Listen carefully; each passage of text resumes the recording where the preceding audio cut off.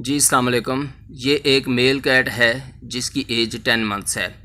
ये अडल्ट हो चुका है, जिसकी वजह से अब ये फ़ीमेल कैट्स के पीछे घर से बाहर भी जाना शुरू हो गया है। इसके अलावा चूँकि ये अडल्ट हो चुका है तो इसमें स्पर्म प्रोडक्शन भी होना शुरू हो गई है, तो वही स्पर्म्स ये घर में फेंकना शुरू कर देता है। यानी कि जिसको अक्सर लोग कहते हैं कि इसने स्प्रे करना शुरू कर दिया है या यूरिन बार बार फेंकता है घर में। एक्चुअली ये स्पर्म्स होते हैं जो घर में फेंकता है, तो इसको फ़ीमेल कैट्स की ज़रूरत होती है ताकि ये मेटिंग करें और ये स्पर्म ना फेंकें। अगर फ़ीमेल कैट्स नहीं होंगी तो फिर ये यही करेंगे या फिर घर से बाहर जाएंगे, दूसरी कैट्स के साथ लड़ाई करेंगे।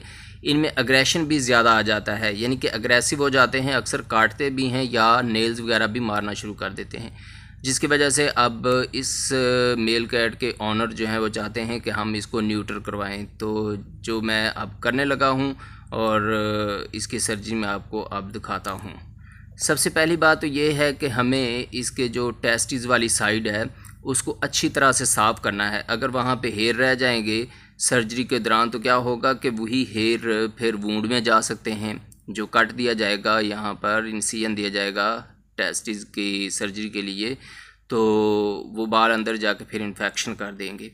इसलिए ये बाल काट कर आपने इसको अच्छी तरह से साफ़ करना होता है, पायोडीन लगाकर या पायोडीन स्क्रब लगाकर। इसके अलावा हाइड्रोजन परऑक्साइड या कोई भी दूसरा जो इम्पोर्टेंट चीज़ें होती हैं उनसे इसको अच्छी तरह से साफ़ किया जाता है ताकि डस्ट वगैरह भी ख़त्म हो जाए और इसकी जो स्क्रोटम होती है टेस्टिस की वो नज़र आना शुरू हो जाए। वो साफ़ सुथरी होनी चाहिए, जैसे अब ये आपको नज़र आ रही है, स्क्रोटम बिल्कुल साफ़ हो गई है। ठीक है, तो अब इसके बाद हम इसकी सर्जरी करेंगे, इसको इंसिजन देंगे।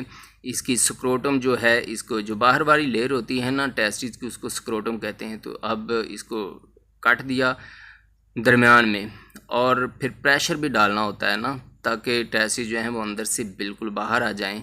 तो उनको निकाल कर फिर टेस्टिस को और जो स्पर्मेटिक कॉर्ड होता है उसको अंदर से कट कर दिया जाएगा, उसको निकाल दिया जाएगा। जैसे ये मैं अब प्रेशर देकर एक टेस्टिस जो है उसको बाहर निकाला है, फिर इसी तरह दूसरा टेस्टिस जो है उसको भी बाहर निकाल दिया जाएगा इसी जगह से।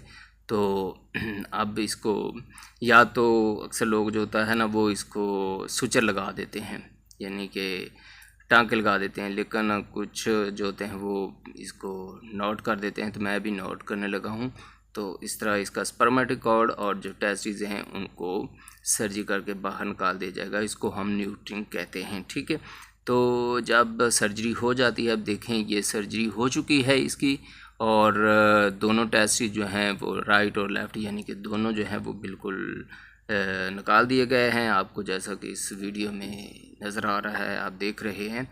तो इसके बाद इसको स्प्रे किया जाएगा ऊपर, या कोई भी ऑइंटमेंट जो ज़रूरी है ताकि इन्फेक्शन ना हो सके, वो इसकी पोस्ट ऑप जिसको कहते हैं वो की जाएगी 3 दिन तक एटलीस्ट। तो अभी मैं इसको स्प्रे भी करूँगा, आप देखेंगे आगे। और स्प्रे करने के बाद जो क्या होगा कि वो जो कट दिया हुआ है ना वो बिल्कुल बंद हो जाएगा, यानी कि कट के ऊपर जो इंसिजन दिया है उसके ऊपर स्प्रे करना है। ठीक है, अब ये मैं स्प्रे कर रहा हूँ इसके ऊपर, इसको बिल्कुल सारे को मतलब कवर कर देना है स्प्रे से ताकि इसके ऊपर कोई इन्फेक्शन ना हो, कोई फ्लाइज वगैरह ना आके बैठें, और कोशिश करनी चाहिए कि ये इसको लीक भी ना करें। अभी तो ये मतलब इसको एनेस्थीसिया दिया हुआ है, ये बेहोश है, तो जब ये जाग जाएगा तो फिर ये लीक करना समटाइम्स शुरू कर देते हैं। तो अब ये इसको एंटीबायोटिक वगैरह जो भी हैं और पेन किलर वो लगाई जा रही हैं, इसके अलावा एंटी इन्फ्लेमेटरी, ताकि कोई बाद में इन्फ्लेमेशन वगैरह ना हो जाए या इसको पेन ना हो या फिर कोई इन्फेक्शन ना हो जाए। तो उस इन्फेक्शन से इसको बचाने के लिए क्या होता है कि एंटीबायोटिक भी लगाई जाती हैं। इसके अलावा थोड़ा सा वो भी जैटिपर वगैरह जो लीवर टॉनिक होते हैं वो लगा दिए जाते हैं ताकि डिटॉक्सिफिकेशन भी हो जाए, क्योंकि एंटीबायोटिक वगैरह लगती हैं तो समटाइम्स क्या होता है कि कुछ ऐसी चीज़ जिसकी वजह से टॉक्सिसिटी हो जाती है, तो उसकी वजह से मतलब लीवर टॉनिक वगैरह भी लगाए जाते हैं, एंटीबायोटिक लगाए जाते